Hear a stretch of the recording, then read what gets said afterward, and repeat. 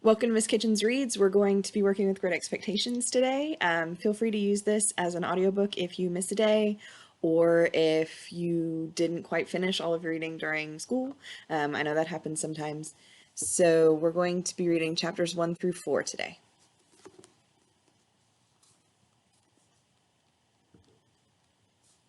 Chapter 1. My father's family name being Pirrip and my Christian name Philip, my infant tongue could make of both names nothing longer or more explicit than Pip. So I called myself Pip, and came to be called Pip. I give Pirrip as my father's family name on the authority of his tombstone and my sister, Mrs. Joe Gargery, who married the blacksmith. As I never saw my father or my mother, and never saw any likeness of either of them, for their days were long before the days of photographs, my first fancies regarding what they were like were unreasonably derived from their tombstones. The shape of the letters on my father's gave me an odd idea that he was a square, stout, dark man with curly black hair. From the character and turn of the inscription, "Also Georgiana, wife of the above," I drew a childish conclusion that my mother was freckled and sickly.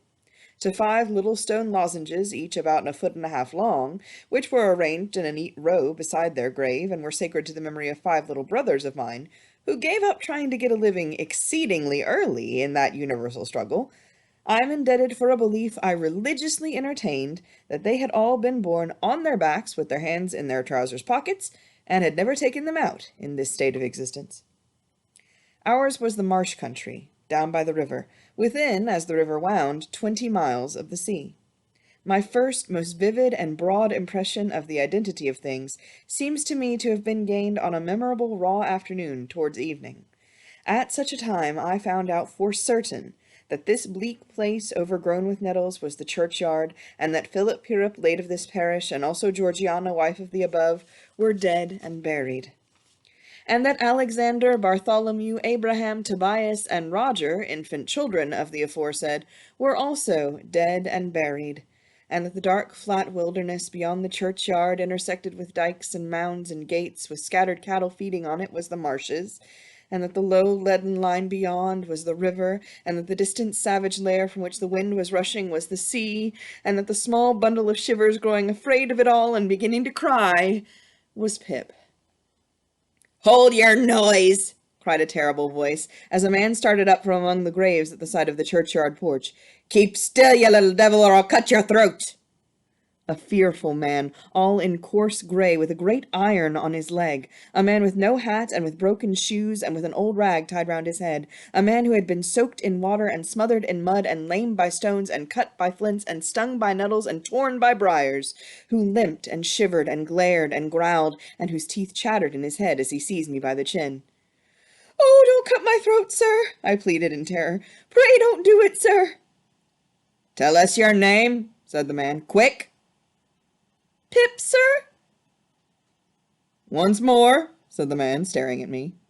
"Give it mouth." "Pip, Pip, sir." "Show us where you live," said the man. "Pine out the place." I pointed to where our village lay, on the flat inshore among the alder trees and pollards, a mile or more from the church. The man, after looking at me for a moment, turned me upside down and emptied my pockets. There was nothing in them but a piece of bread. When the church came to itself, for he was so sudden and strong that he made it go head over heels before me, and I saw the steeple under my feet. When the church came to itself, I say, I was seated on a high tombstone, trembling, while he ate the bread ravenously. "You young dog," said the man, licking his lips. "What fat cheeks you ha' got." I believe they were fat, though I was at that time undersized for my years, and not strong. "Darn me if I couldn't eat 'em," said the man, with a threatening shake of his head, "and if I hadn't half a mind to't." I earnestly expressed my hope that he wouldn't, and held tighter to the tombstone on which he had put me, partly to keep myself upon it, partly to keep myself from crying. "Now look-ye here," said the man. "Where's your mother?" "There, sir," said I. He started, made a short run, and stopped, and looked over his shoulder. "There, sir," I timidly explained. "Also Georgiana, that's my mother." "Oh," said he, coming back. And is that your father along of your mother? Yes, sir, said I. Him too, late of this parish. He muttered then, considering. Who'd you live with? Supposing you're kindly let to live, which I hadn't made up my mind about. My sister, sir, Mrs. Joe Gargery, wife of Joe Gargery, the blacksmith, sir. Blacksmith, eh? Said he, and looked down at his leg. After darkly looking at his leg and at me several times, he came closer to my tombstone, took me by both arms, and tilted me back as far as he could hold me, so that his eyes looked most powerfully down into mine, and mine looked most helplessly up into his. Now look-a here, he said, the question being whether you're to be let to live. You know what a file is? Yes, sir. And you know what riddles is? Yes, sir. After each question he tilted me over a little more, so as to give me a greater sense of helplessness and danger. You get me a file, he tilted me again. And you get me widows, he tilted me again. You bring 'em both to me, he tilted me again, or I'll have your heart and liver out, he tilted me again. I was dreadfully frightened and so giddy that I clung to him with both hands and said, If you would kindly please to let me keep upright, sir, perhaps I shouldn't be sick, and perhaps I could attend more. He gave me a most tremendous dip and roll, so that the church jumped over its own weathercock. Then he held me by the arms in an upright position on the top of the stone, and went on in these fearful terms. You bring me, tomorrow morning early, that file and them widows. You bring the lot to me at that old battery over yonder. You do it, and you never dare to say a word or dare to make a sign concerning your having seen such a person as me, or any person somever, and you shall be let to live. You fail, or you go from my words in any particular, no matter how small it is, and your heart and your liver shall be tore out, roasted, and ate. Now I ain't alone, as you may think I am. There is a young man hid with me, in comparison with which young man I am an angel. That young man hears the words I speak. That young man has a secret way peculiar to himself of getting at a boy, and at his heart, and at his liver. It is in vain for a boy to attempt to hide himself from that young man. A boy may lock his door, may be warm in bed, may tuck himself up, may draw the clothes over his head, may think himself comfortable and safe, but that young man will softly creep and creep his way to him and tear him open. I'm keeping that young man from harming of you at the present moment with great difficulty. I find it very hard to hold that young man off of your inside. Now, what do you say? I said that I would get him the file, and I would get him what broken bits of food I could, and I would come to him at the battery early in the morning. Say, Lord, strike you dead if you don't, said the man. I said so, and he took me down. Now, he pursued, you remember what you've undertook, and you remember that young man, and you get home. Good night, sir, I faltered. Much of that, said he, glancing about him over the cold, wet flat. I wish I was a frog, or an eel. At the same time he hugged his shuddering body in both his arms, clasping himself as if to hold himself together, and limped towards the low church wall. As I saw him go, picking his way among the nettles and among the brambles that bound the green mounds, he looked in my young eyes as if he were eluding the hands of the dead people, stretching up cautiously out of their graves to get a twist upon his ankle and pull him in. When he came to the low church wall, he got over it like a man whose legs were numbed and stiff, and then turned round to look for me. When I saw him turning, I set my face towards home and made the best use of my legs. But presently I looked over my shoulder, and saw him going on again towards the river, still hugging himself in both arms, and picking his way with his sore feet among the great stones dropped into the marshes here and there for stepping places when the rains were heavy or the tide was in. The marshes were just a long, black horizontal line then, as I stopped to look after him, and the river was just another horizontal line, not nearly so broad nor yet so black, and the sky was just a row of long, angry red lines and dense black lines intermixed. On the edge of the river I could faintly make out the only two black things in all that prospect that seemed to be standing upright. One of these was the beacon by which the sailors steered, like an unhooped cask upon a pole, an ugly thing when you were near it. The other a gibbet, with some chains hanging to it which had once held a pirate. The man was limping on towards this latter, as if he were the pirate come to life, and come down and going back to hook himself up again. It gave me a terrible turn when I thought so, and as I saw the cattle lifting their heads to gaze after him, I wondered whether they thought so too. I looked all around for the horrible young man, and could see no signs of him. But now I was frightened again, and ran home without stopping.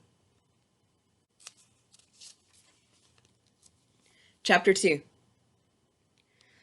My sister, Mrs. Jo Gargery, was more than 20 years older than I, and had established a great reputation with herself and the neighbors, because she had brought me up by hand. Having at that time to find out for myself what the expression meant, and knowing her to have a hard and heavy hand, and to be much in the habit of laying it upon her husband as well as upon me, I supposed that Jo Gargery and I were both brought up by hand. She was not a good-looking woman, my sister, and I had a general impression that she must have made Jo Gargery marry her by hand. Jo was a fair man, with curls of flaxen hair on each side of his smooth face, and with eyes of such a very undecided blue that they seemed to have somehow got mixed with their own whites. He was a mild, good-natured, sweet-tempered, easy-going, foolish, dear fellow. A sort of Hercules in strength, and also in weakness. My sister, Mrs. Jo, with black hair and eyes, had such a prevailing redness of skin that I sometimes used to wonder whether it was possible she washed herself with a nutmeg grater instead of soap. She was tall and bony, and almost always wore a coarse apron, fastened over her figure behind with 2 loops, and having a square impregnable bib in front that was stuck full with pins and needles. She made it a powerful merit in herself, and a strong reproach against Jo, that she wore this apron so much, though I really see no reason why she should have worn it at all, or why, if she did wear it at all, she should not have taken it off every day of her life. Jo's forge adjoined our house, which was a wooden house, as many of the dwellings in our country were, most of them at that time. When I ran home from the churchyard, the forge was shut up, and Jo was sitting alone in the kitchen. Jo and I being fellow sufferers, and having confidences as such, Jo imparted a confidence to me the moment I raised the latch of the door and peeped in at him opposite to it, sitting in the chimney corner. "Mrs. Jo has been out 12 times looking for you, Pip, and she's out now making it a baker's dozen." "Is she?" "Yes, Pip," said Jo, "and what's worse, she's got Tickler with her." At this dismal intelligence, I twisted the only button on my waistcoat round and looked in great depression at the fire. Tickler was a wax-ended piece of cane, worn smooth by collision with my tickled frame. "She sot down," said Jo, "and she got up, and she made a grab at Tickler, and she rampaged out. That's what she did," said Jo, slowly clearing the fire between the lower bars with the poker and looking at it. "She rampaged out, Pip." "Has she been gone long, Jo?" I always treated him as a larger species of child, and as no more than my equal. "Well," said Jo, glancing up at the Dutch clock, "she's been on the rampage this last spell about 5 minutes, Pip. She's a-comin'. Get behind the door, old chap, and have the jack-towel betwixt you." I took the advice. My sister, Mrs. Jo, throwing the door wide open and finding an obstruction behind it, immediately divined the cause and applied Tickler to its further investigation. She concluded by throwing me, I often served as a connubial missile, at Jo, who, glad to get hold of me on any terms, passed me on into the chimney and quietly fenced me up there with his great leg. "Where have you been, you young monkey?" said Mrs. Joe, stamping her foot. "Tell me directly what you've been doing to wear me away with fret and fright and worrit, or I'd have you out of that corner if you was 50 pips and he was 500 Gargerys." "I've only been to the churchyard," said I from my stool, crying and rubbing myself. "Churchyard," repeated my sister. "If it weren't for me, you'd have been to the churchyard long ago and stayed there. Who brought you up by hand?" "You did," said I. "And why did I do it, I should like to know?" exclaimed my sister. I whimpered. "I don't know." "I don't," said my sister. "I'd never do it again. I know that. I may truly say I've never had this apron of mine off since born you were. It's bad enough to be a blacksmith's wife and him a Gargery without being your mother."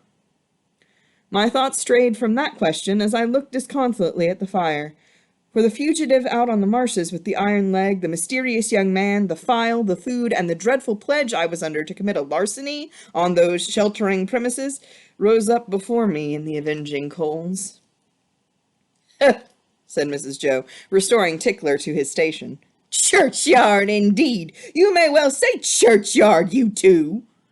One of us, by the by, had not said it at all. "You'll drive me to the churchyard betwixt you one of these days, and a precious pair you'd be without me."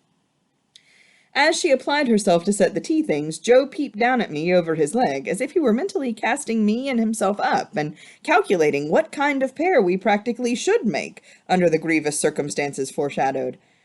After that, he sat feeling his right side flaxen curls and whisker, and following Mrs. Joe about with his blue eyes, as his manner always was at squally times.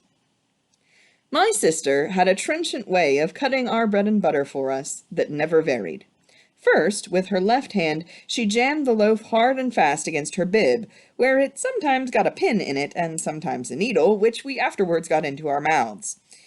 Then she took some butter, not too much, on a knife, and spread it on the loaf in an apothecary kind of way, as if she were making a plaster, using both sides of the knife with a slapping dexterity, and trimming and molding the butter off round the crust. Then she gave the knife a final smart wipe on the edge of the plaster, and then sawed a very thick round off the loaf, which she finally, before separating from the loaf, hewed into 2 halves, of which Joe got one and I the other. On the present occasion, though I was hungry, I dared not eat my slice. I felt that I must have something in reserve for my dreadful acquaintance, and his ally, the still more dreadful young man. I knew Mrs. Joe's housekeeping to be of the strictest kind, and that my larcenous researches might find nothing available in the safe. Therefore I resolved to put my hunk of bread and butter down the leg of my trousers. The effort of resolution necessary to the achievement of this purpose I found to be quite awful. It was as if I had to make up my mind to leap from the top of a high house, or plunge into a great depth of water. And it was made the more difficult by the unconscious Joe. In our already mentioned Freemasonry as fellow sufferers, and in his good-natured companionship with me, it was our evening habit to compare the way we bit through our slices by silently holding them up to each other's admiration now and then, which stimulated us to new exertions. Tonight, Joe several times invited me, by the display of his fast-diminishing slice, to enter upon our usual friendly competition. But he found me, each time, with my yellow mug of tea on one knee and my untouched bread and butter on the other. At last I desperately considered that the thing I contemplated must be done, and that it had best be done in the least improbable manner consistent with the circumstances. I took advantage of a moment when Joe had just looked at me, and got my bread and butter down my leg. Joe was evidently made uncomfortable by what he supposed to be my loss of appetite, and took a thoughtful bite out of his slice, which he didn't seem to enjoy. He turned it about in his mouth much longer than usual, pondering over it a good deal, and after all gulped it down like a pill. He was about to take another bite, and had just got his head on one side for a good purchase on it, when his eye fell on me, and he saw that my bread and butter was gone. The wonder and consternation with which Joe stopped on the threshold of his bite and stared at me were too evident to escape my sister's observation. "What's the matter now?" said she smartly as she put down her cup. "I say, you know," muttered Joe, shaking his head at me in a very serious remonstrance. "Pip, old chap, you'll do yourself a mischief. It'll stick somewhere. You can't chawed it, Pip." "What's the matter now?" repeated my sister, more sharply than before.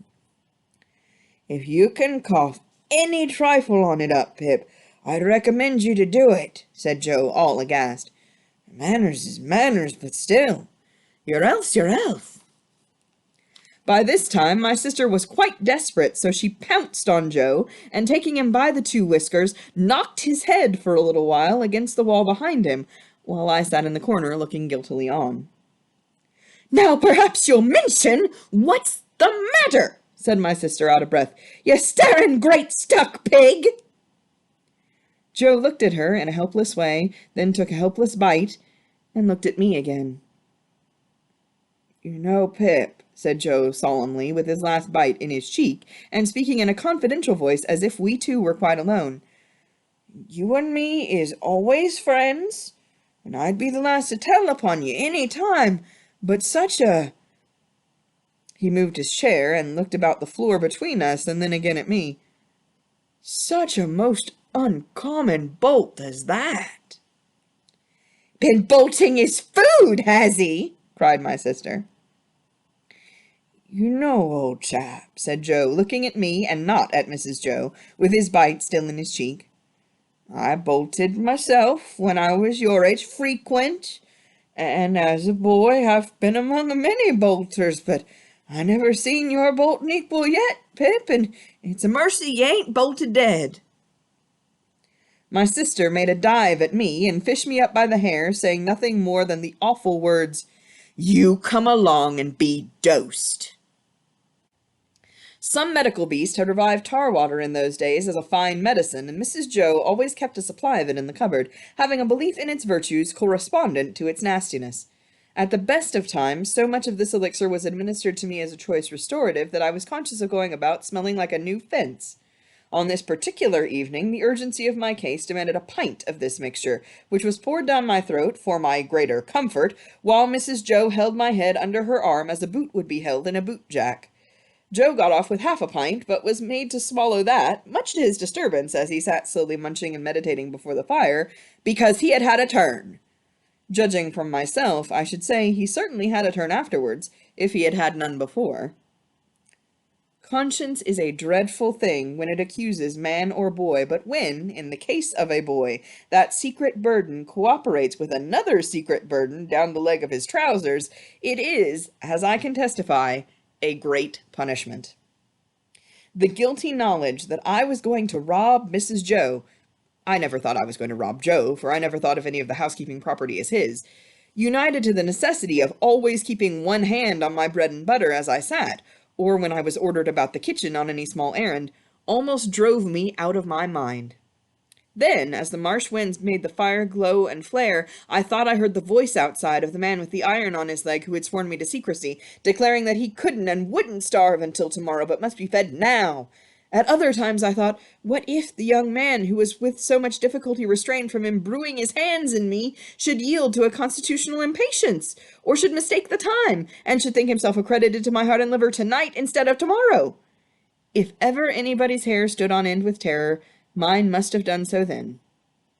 But perhaps nobody's ever did. It was Christmas Eve, and I had to stir the pudding for the next day with a copper stick, from 7 to 8 by the Dutch clock. I tried it with the load upon my leg, and that made me think afresh of the man with the load on his leg, and found the tendency of exercise to bring the bread and butter out at my ankle quite unmanageable. Happily, I slipped away and deposited that part of my conscience in my garret bedroom. "Hark!" said I, when I had done my stirring and was taking a final warm in the chimney corner before being sent up to bed. "Was that great guns, Joe?" Said Joe. "There's another convict off." "What does that mean, Joe?" said I. Mrs. Joe, who always took explanations upon herself, said snappishly, "Escaped! Escaped!" administering the definition like tar water. While Mrs. Joe sat with her head bending over her needlework, I put my mouth into the forms of saying to Joe, "What's a convict?" Joe put his mouth into the forms of returning such a highly elaborate answer that I could make out nothing of it but the single word, "Pip." "There was a convict off last night," said Joe aloud. after sunset gun, and they fired warning of him, and now it appears they're firing warning of another." "Who's firing?" said I. "Drat that boy!" interposed my sister, frowning at me over her work. "What a questioner he is! Ask no questions, and you'll be told no lies." It was not very polite to herself, I thought, to imply that I should be told lies by her, even if I did ask questions, but she never was polite unless there was company. At this point, Joe greatly augmented my curiosity by taking the utmost pains to open his mouth very wide and to put it into the form of a word that looked to me like sulks. Therefore, I naturally pointed to Mrs. Joe and put my mouth into the form of saying, "Her?" But Joe wouldn't hear of that at all, and again opened his mouth very wide and shook the form of a most emphatic word out of it. But I could make nothing of the word. "Mrs. Joe," said I, as a last resort, I should like to know, if you wouldn't much mind, where the firing comes from?" "Lord bless the boy!" exclaimed my sister, as if she didn't quite mean that, but rather the contrary. "From the hulks!" "Oh," said I, looking at Joe. "Hulks." Joe gave a reproachful cough, as much as to say, "Well, I told you so." "And please, what's hulks?" said I. "That's the way with this boy!" exclaimed my sister, pointing me out with her needle and thread and shaking her head at me. "Answer him one question and I'll ask you a dozen directly. Hulks are prison ships right cross the meshes." We always use that name for marshes in our country. "I wonder who's put into prison ships and why they're put there," said I, in a general way and with quiet desperation. It was too much for Mrs. Joe, who immediately rose. "I tell you what, young fellow," said she, "I didn't bring you up by hand to badger people's lives out. It would be a blame to me and not praise if I had. People are put in the hulks because they murder and because they rob and forge and do all sorts of bad, and they always begin by asking questions. Now you go along to bed." I was never allowed a candle to light me to bed, and as I went upstairs in the dark, with my head tingling, for Mrs. Joe's thimble having played the tambourine upon it to accompany her last words, I felt fearfully sensible of the great convenience that the hulks were handy for me. I was clearly on my way there. I had begun by asking questions, and I was going to rob Mrs. Joe. Since that time, which is far enough away now, I have often thought that few people know what secrecy there is in the young under terror, no matter how unreasonable the terror, so that it be terror. I was in mortal terror of the young man who wanted my heart and liver. I was in mortal terror of my interlocutor with the iron leg. I was in mortal terror of myself, from whom an awful promise had been extracted. I had no hope of deliverance through my all-powerful sister, who repulsed me at every turn. I'm afraid to think of what I might have done on requirement, in the secrecy of my terror. If I slept at all that night, it was only to imagine myself drifting down the river on a strong spring tide to the hulks, a ghostly pirate calling out to me through a speaking trumpet as I passed the gibbet station that I had better come ashore and be hanged there at once, and not put it off. I was afraid to sleep, even if I had been inclined, for I knew that at the first faint dawn of morning I must rob the pantry. There was no doing it in the night, for there was no getting a light by easy friction then. To have got one, I must have struck it out of flint and steel, and have made a noise like the very pirate himself rattling his chains. As soon as the great black velvet pall outside my little window was shot with gray, I got up and went downstairs, every board upon the way, and every crack in every board calling after me, "Stop thief!" and "Get up, Mrs. Joe!" In the pantry, which was far more abundantly supplied than usual, owing to the season, I was very much alarmed by a hare hanging up by the heels, whom I rather thought I caught, when my back was half turned, winking. I had no time for verification, no time for selection, no time for anything, for I had no time to spare. I stole some bread, some rind of cheese, about half a jar of mincemeat, which I tied up in my pocket handkerchief with my last night's slice, some brandy from a stone bottle, which I decanted into a glass bottle I had secretly used for making that intoxicating fluid, Spanish licorice water, up in my room, diluting the stone bottle from a jug in the kitchen cupboard, a meat bone with very little on it, and a beautiful round, compact pork pie. I was nearly going away without the pie, but I was tempted to mount upon a shelf to look what it was that was put away so carefully in a covered earthenware dish in a corner, and I found it was the pie, and I took it, in the hope that it was not intended for early use and would not be missed for some time. There was a door in the kitchen communicating with the forge. I unlocked and unbolted that door and got a file from among Joe's tools.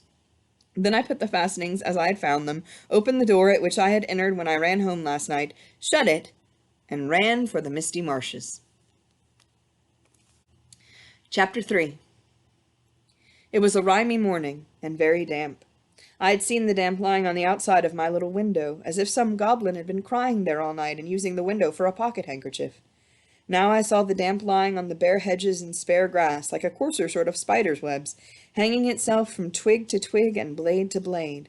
On every rail and gate wet lay clammy, and the marsh mist was so thick that the wooden finger on the post directing people to our village, a direction which they never accepted, for they never came there, was invisible to me until I was quite close under it.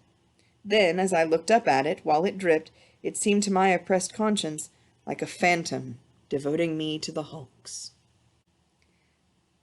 The mist was heavier yet when I got out upon the marshes, so that instead of my running at everything seemed to run at me. This was very disagreeable to a guilty mind. The gates and dikes and banks came bursting at me through the mist, as if they cried as plainly as could be, "A boy with somebody else's pork pie! Stop him!" The cattle came upon me with like suddenness, staring out of their eyes and steaming out of their nostrils. "Holla, young thief!"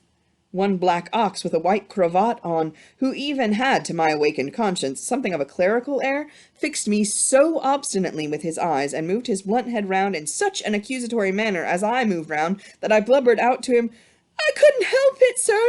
It wasn't for myself I took it!" Upon which he put down his head, blew a cloud of smoke out of his nose, and vanished with a kick-up of his hind legs and a flourish of his tail. All this time I was getting on towards the river, but however fast I went, I couldn't warm my feet, to which the damp cold seemed riveted as the iron was riveted to the leg of the man I was running to meet.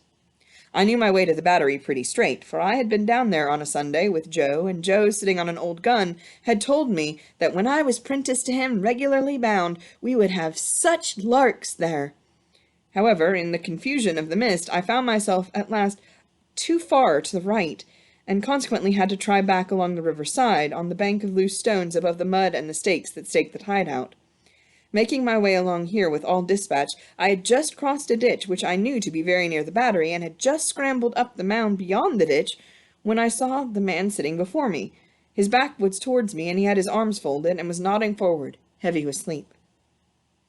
I thought he would be more glad if I came upon him with his breakfast in that unexpected manner, so I went forward softly and touched him on the shoulder. He instantly jumped up, and it was not the same man, but another man. And yet this man was dressed in coarse grey too, and had a great iron upon his leg, and was lame and hoarse and cold, and was everything that the other man was, except that he had not the same face, and had a flat, broad-brimmed, low-crowned felt hat on. All this I saw in a moment, for I had only a moment to see it in. He swore an oath at me, made a hit at me, it was a round, weak blow, that missed me and almost knocked himself down, for it made him stumble. And then he ran into the mist, stumbling twice as he went, and I lost him. "It's the young man," I thought, feeling my heart shoot as I identified him. I dare say I should have felt a pain in my liver, too, if I'd known where it was. I was soon at the Battery after that, and there was the right man, hugging himself and limping to and fro, as if he had never all night left off hugging and limping, waiting for me. He was awfully cold, to be sure. I half expected to see him drop down before my face and die of deadly cold. His eyes looked so awfully hungry, too, that when I handed him the file and he laid it down on the grass, it occurred to me he would have tried to eat it, if he'd not seen my bundle. He did not turn me upside down this time to get at what I had, but left me right side upwards while I opened the bundle and emptied my pockets. "What's in the bottle, boy?" said he. "Brandy," said I. He was already handing mincemeat down his throat in the most curious manner, more like a man who was putting it away somewhere in a violent hurry than a man who was eating it, but he left off to take some of the liquor. He shivered all the while so violently that it was quite as much as he could do to keep the neck of the bottle between his teeth without biting it off. "I think you've got the ague," said I. "I'm much of your opinion, boy," said he. "It's bad around here," I told him. "You've been lying out on the meshes, and they're dreadful aguish. Rheumatic, too." "I'll eat my breakfast afore they're the death of me," said he. "I'd do it if I was going to be strung up to that there gallows as is over there directly afterwards. I'll beat the shivers so far, I'll bet you." He was gobbling mincemeat, meat bone, bread, cheese, and pork pie all at once, staring distrustfully while he did so at the mist all around us, and often stopping, even stopping his jaws, to listen. Some real or fancied sound, some clink upon the river or breathing of beast upon the marsh, now gave him a start, and he said suddenly, "You're not a deceiving imp? You brought no one with you?" "No, sir, no." "Nor give no one the office to follow you?" "No." "Well," said he, "I believe you. You'd be but a fierce young hound indeed if at your time of life you could help to hunt a wretched warmint hunted as near death and dunghill as this poor wretched warmint is." Something clicked in his throat, as if he had works in him like a clock and was going to strike, and he smeared his ragged rough sleeve over his eyes. Pitying his desolation and watching him as he gradually settled down upon the pile, I made bold to say, "I'm glad you enjoy it." "Did you speak?" I said I was glad you enjoyed it." "Thank you, my boy. I do." I had often watched a large dog of ours eating his food, and I now noticed a decided similarity between the dog's way of eating and the man's. The man took strong, sharp, sudden bites, just like the dog. He swallowed, or rather snapped up, every mouthful, too soon and too fast. He looked sideways here and there while he ate, as if he thought there was a danger in every direction of somebody's coming to take the pie away. He was altogether too unsettled in his mind over it to appreciate it comfortably, I thought, or to have anybody to dine with him without making a chop with his jaws at the visitor. In all of which particulars he was very like the dog. "I'm afraid you won't leave any of it for him," said I, timidly, after a silence during which I had hesitated as to the politeness of making the remark. "There's no more to be got where that came from." It was the certainty of this fact that impelled me to offer the hint. "Leave any for him? Who's him?" said my friend, stopping in his crunching of pie crust. The young man that you spoke of that was hid with you." "Oh, he returned, with something like a gruff laugh. "Him, yes, he don't want no wittles." "I thought he looked as if he did," said I. The man stopped eating and regarded me with the keenest scrutiny and the greatest surprise. "Looked? When?" "Just now." "Where?" "Yonder," said I, pointing. "Over there where I found him nodding asleep and thought it was you." He held me by the collar and stared at me so that I began to think his first idea about cutting my throat had revived. "Dressed like you know, only with a hat," I explained, trembling. And I was very anxious to put this delicately. "And with, the same reason for wanting to borrow a file. Didn't you hear the cannon last night?" "Then there was firing," he said to himself. "I wonder you shouldn't have been sure of that," I returned, "for we heard it up at home, and that's further away, and we were shut in besides." "Well, see now," said he, "when a man's alone on these flats with a light head and a light stomach perishing of cold and want, he hears nothing all night but guns firing and voices calling. He sees the soldiers with their red coats, lighted up by the torches carried afore closing in round him, hears his number called, hears himself challenged, hears the rattle of the muskets, hears the orders, 'Make ready, present, cover him, steady, men,' and is laid hands on, and there's nothing. Why, if I see one pursuing party last night, coming up in order, damn 'em with their tramp, I see 100. And as to firing, I see them shake with the cannon arter it was broad day. This man, He'd said all the rest as if he'd forgotten my being there. "Did you notice anything in him?" "He had a badly bruised face," said I, recalling what I hardly knew I knew. "Not here!" exclaimed the man, striking his left cheek mercilessly with the flat of his hand. "Yes, there." "Where is he?" He crammed what little food was left into the breast of his gray jacket. "Show me the way he went. I'll pull him down like a bloodhound. Curse this iron on my sore leg. Give us hold of the file, boy." I indicated in what direction the mist had shrouded the other man, and he looked up at it for an instant.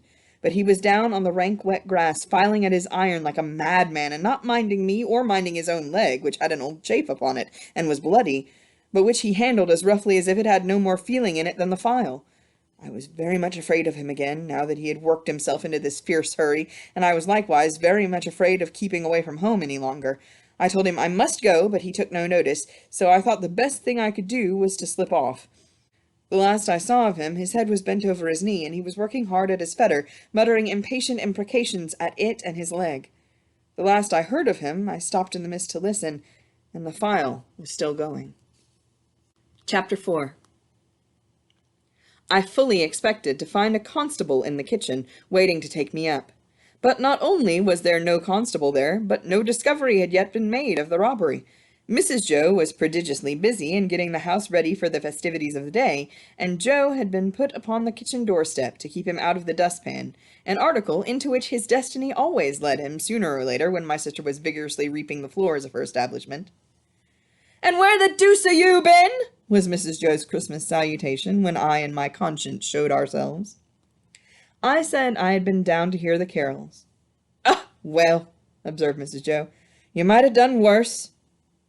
Not a doubt of that, I thought. "Perhaps, if I weren't a blacksmith's wife, and what's the same thing, a slave with her apron never off, I should have been to hear the carols," said Mrs. Joe. "Rather partial to carols myself, and that's the best of reasons for my never hearing any." Joe, who had ventured into the kitchen after me, as the dustpan had retired before us, drew the back of his hand across his nose with a conciliatory air when Mrs. Joe darted a look at him, and, when her eyes were withdrawn, secretly crossed his 2 forefingers, and exhibited them to me as our token that Mrs. Joe was in a cross temper. This was so much her normal state that Joe and I would often, for weeks together, be, as to our fingers, like monumental crusaders, as to their legs. We were to have a superb dinner consisting of a leg of pickled pork and greens, and a pair of roast stuffed fowls. A handsome mince pie had been made yesterday morning, which accounted for the mincemeat not being missed, and the pudding was already on the boil. These extensive arrangements occasioned us to be cut off unceremoniously in respect to breakfast. "For I ain't," said Mrs. Joe, "I ain't a-going to have no formal cramming and busting and washing up now, with what I've got before me, I promise you." So we had our slices served out as if we were 2,000 troops on a forced march, instead of a man and boy at home, and we took gulps of milk and water with apologetic countenances from a jug on the dresser. In the meantime, Mrs. Joe put clean white curtains up, and tacked a new flowered flounce across the wide chimney to replace the old one, and uncovered the little state parlor across the passage, which was never uncovered at any other time, but passed the rest of the year in a cool haze of silver paper, which even extended to the 4 little white crockery poodles on the mantel-shelf, each with a black nose and a basket of flowers in its mouth, and each the counterpart of the other. Mrs. Joe was a very clean housekeeper, but had an exquisite art of making her cleanliness more uncomfortable and unacceptable than dirt itself. Cleanliness is next to godliness, and some people do the same by their religion. My sister, having so much to do, was going to church vicariously. That is to say, Joe and I were going. In his working clothes, Joe was a well-knit, characteristic-looking blacksmith.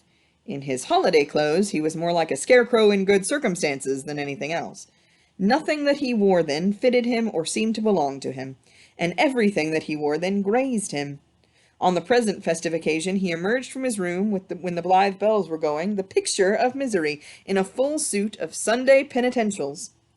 As to me, I think my sister must have had some general idea that I was a young offender whom an Oxfordshire policeman had taken up, on my birthday, and delivered over to her to be dealt with according to the outraged majesty of the law. I was always treated as if I had insisted on being born in the opposition of the dictates of reason, religion, and morality, and against the dissuading arguments of my best friends. Even when I was taken to have a new suit of clothes, the tailor had orders to make them like a kind of reformatory, and on no account to let me have the free use of my limbs. Joe and I, going to church, therefore, must have been a moving spectacle for compassionate minds. Yet what I suffered outside was nothing to what I underwent within. The terrors that had assailed me whenever Mrs. Joe had gone near the pantry or out of the room were only to be equaled by the remorse with which my mind dwelt on what my hands had done.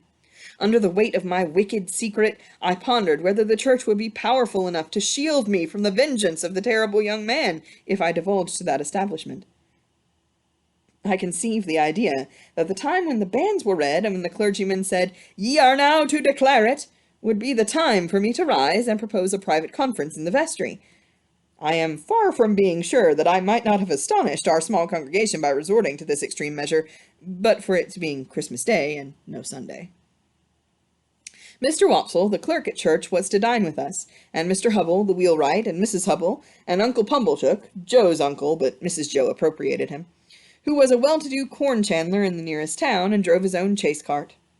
The dinner hour was 1:30.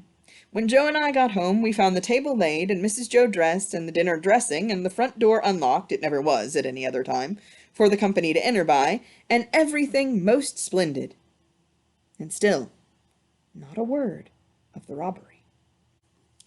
The time came without bringing with it any relief to my feelings, and the company came. Mr. Wopsle, united to a Roman nose and a large shining bald forehead, had a deep voice, which he was uncommonly proud of. Indeed, it was understood amongst his acquaintance that if you could only give him his head, he would read the clergyman into fits. He himself confessed that if the church was thrown open, meaning to competition, he would not despair of making his mark in it. The church not being thrown open, he was, as I have said, our clerk.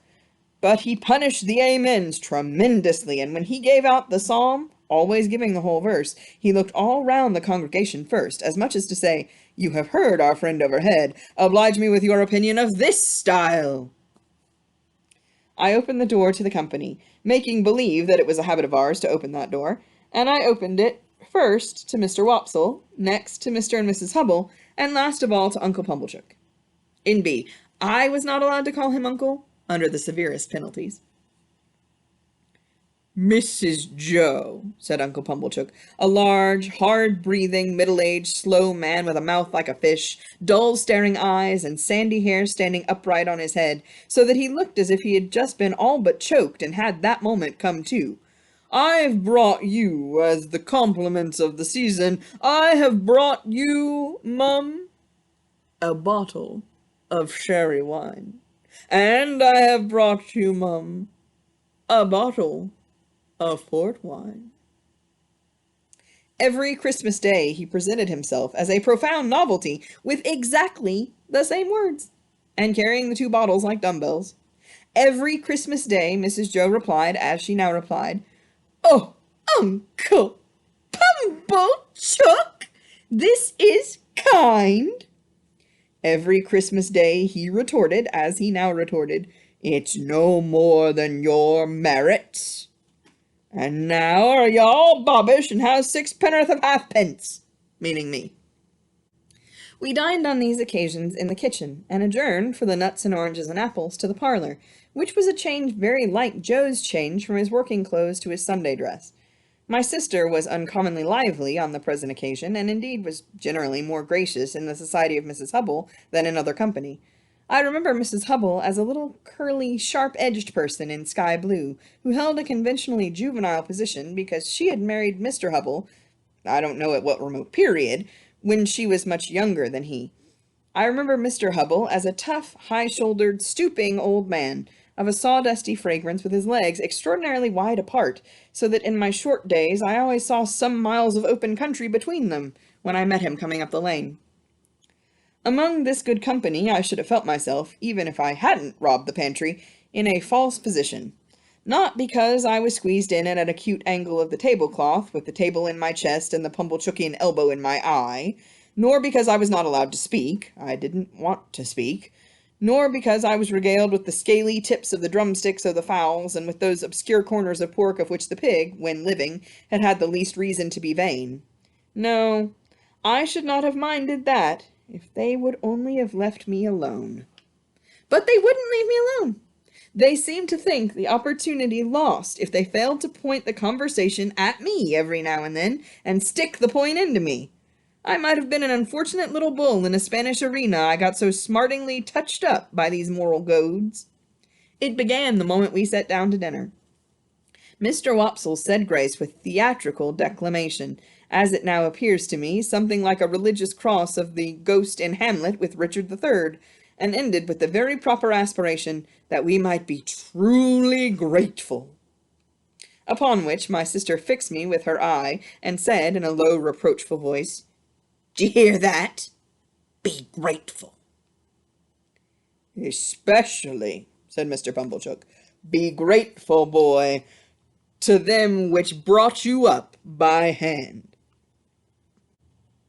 Mrs. Hubble shook her head, and contemplating me with a mournful presentiment that I should come to no good, asked, "Why is it that the young are never grateful?" This moral mystery seemed too much for the company, until Mr. Hubble tersely solved it by saying, "Naturally vicious." Everybody then murmured, "True," and looked at me in a particularly unpleasant and personal manner. Joe's station and influence were something feebler, if possible, when there was company than when there was none, but he always aided and comforted me when he could, in some way of his own, and he always did so at dinner-time by giving me gravy, if there were any. There being plenty of gravy today, Joe spooned into my plate at this point about half a pint. A little later on in the dinner, Mr. Wopsle reviewed the sermon with some severity, and intimated, in the usual hypothetical case of the church being thrown open, what kind of sermon he would have given them. After favouring them with some heads of that discourse, he remarked that he considered the subject of the day's homily ill-chosen, which was the less excusable, he said, when there were so many subjects going about. "True again," said Uncle Pumblechook. "You've hit it, sir. Plenty of subjects going about for them that know how to put salt upon their tales. That's what's wanted. A man needn't go far to find a subject if he's ready with his salt box." Mr. Pumblechook added, after a short interval of reflection, "Look at pork alone. There's a subject, if you want a subject. Look at pork." "True, sir. Many a moral for the young," returned Mr. Wopsle, and I knew he was going to lug me in before he said it. "Might be deduced from the text." "You listen to this," said my sister to me, in a severe parenthesis. Joe gave me some more gravy. "Swine," pursued Mr. Wopsle in his deepest voice, and pointing his fork at my blushes as if he were mentioning my Christian name, "swine were the companions of the prodigal. The gluttony of swine is put before us as an example to the young." I thought this pretty well in him, who had been praising up the pork for being so plump and juicy. "What is detestable in a pig is more detestable in a boy." "Or girl," suggested Mr. Hubble. "Of course, or girl, Mr. Hubble," assented Mr. Wopsle, rather irritably, "but there is no girl present." "Besides," said Mr. Pumblechook, turning sharp on me, "think what you've got to be grateful for. If you've been born a squeaker—" "He was, if ever a child was," said my sister most emphatically. Joe gave me some more gravy. "Well, but I mean a four-footed squeaker," said Mr. Pumblechook. "If you had been born such, would you have been here now? Not you, unless in that form," said Mr. Wopsle, nodding towards the dish. "But I don't mean in that form, sir," returned Mr. Pumblechook, who had an objection to being interrupted. "I mean enjoying himself with his elders and betters, and improving himself with their conversation, and rolling in the lap of luxury. Would he have been doing that? No, he wouldn't. And what would have been your destination?" turning on me again. You would have been disposed of for so many shillings according to the market price of the article, and Dunstable the butcher would have come up to you as you lay in your straw, and he would have whipped you under his left arm, and with his right he would have tucked up his frock to get a penknife from out of his waistcoat pocket, and he would have shed your blood and had your life. No bringing up by hand by then, not a bit of it. Joe offered me more gravy, which I was afraid to take. "He was a world of trouble to you, ma'am," said Mrs. Hubble, commiserating my sister. "Trouble!" echoed my sister. "Trouble!" And then entered on a fearful catalogue of all the illnesses I had been guilty of, and all the acts of sleeplessness I had committed, and all the high places I had tumbled from, and all the low places I had tumbled into, and all the injuries I had done myself, and all the times she had wished me in my grave, and I had contumaciously refused to go there. I think the Romans must have aggravated one another very much with their noses. Perhaps they became the restless people they were in consequence. Anyhow, Mr. Wopsle's Roman nose so aggravated me during the recital of my misdemeanors that I should have liked to pull it till he howled. But all I had endured up to this time was nothing in comparison with the awful feelings that took possession of me when the pause was broken which ensued upon my sister's recital, and in which pause everybody had looked at me, as I felt painfully conscious, with indignation and abhorrence. "Yet," said Mr. Pumblechook, leading the company gently back to the theme from which they had strayed, "pork, regarded as mild, is rich, too, ain't it?" "Have a little brandy, uncle," said my sister. Oh, heavens, it had come at last. He would find it was weak, he would say it was weak, and I was lost. I held tight to the leg of the table under the cloth with both hands, and awaited my fate. My sister went for the stone bottle, came back with the stone bottle, and poured his brandy out, no one else taking any. The wretched man trifled with his glass, took it up, looked at it through the light, put it down, prolonged my misery. All this time Mrs. Joe and Joe were briskly clearing the table for the pie and pudding. I couldn't keep my eyes off him. Always holding tight by the leg of the table with my hands and feet, I saw the miserable creature finger his glass playfully, take it up, smile, throw his head back, and drink the brandy off.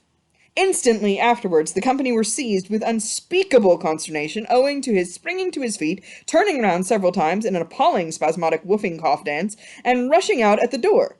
He then became visible through the window, violently plunging and expectorating, making the most hideous faces, and apparently out of his mind. I held on tight while Mrs. Joe and Joe ran to him. I didn't know how I had done it, but I had no doubt I had murdered him somehow.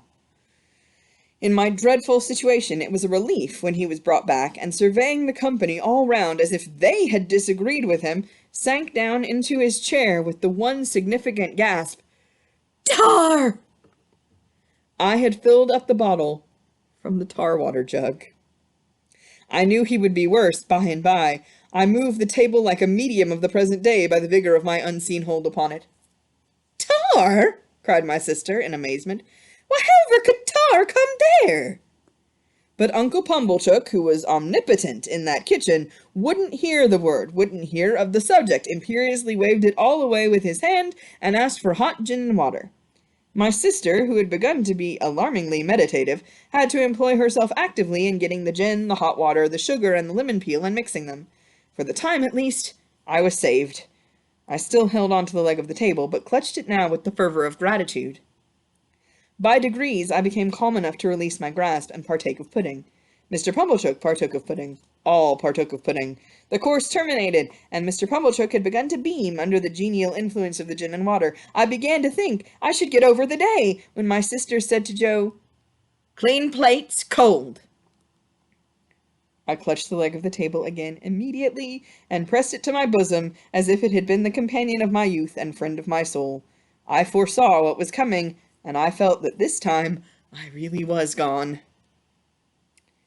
"You must taste," said my sister, addressing the guest with her best grace. "You must taste to finish with. Such a delightful and delicious present of Uncle Pumblechook's." Must they? Let them not hope to taste it. You must know, said my sister, rising. It's a pie. A savory pork pie. The company murmured their compliments. Uncle Pumblechook, sensible of having deserved well of his fellow creatures, said, quite vivaciously, all things considered, "Well, Mrs. Joe, we'll do our best endeavors. Let us have a cut at this same pie." My sister went out to get it. I heard her steps proceed to the pantry. I saw Mr. Pumblechook balance his knife. I saw reawakening appetite in the Roman nostrils of Mr. Wopsle. I heard Mr. Hubble remark that a bit of savory pork pie would lay atop of anything you could mention and do no harm. And I heard Joe say, "You shall have some, Pip." I have never been absolutely certain whether I uttered a shrill yell of terror merely in spirit or in the bodily hearing of the company. I felt that I could bear no more and that I must run away. I released the leg of the table and ran for my life. But I ran no further than the house door, for there I ran head foremost into a party of soldiers with their muskets, one of whom held out a pair of handcuffs to me, saying, "Here you are, look sharp, come on!" And that's the end of chapter 4. See you in the next video.